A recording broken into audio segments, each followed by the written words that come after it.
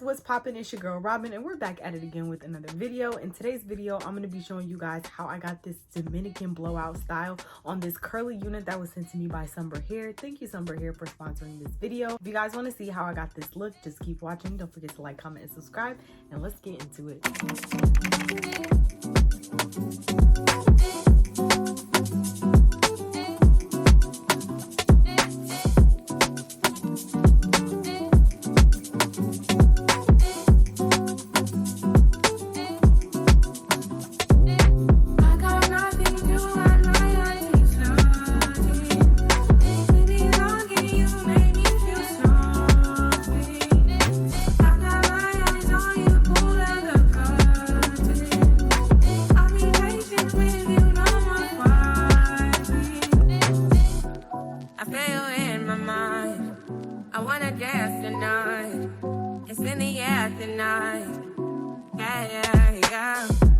You know it's all your fault.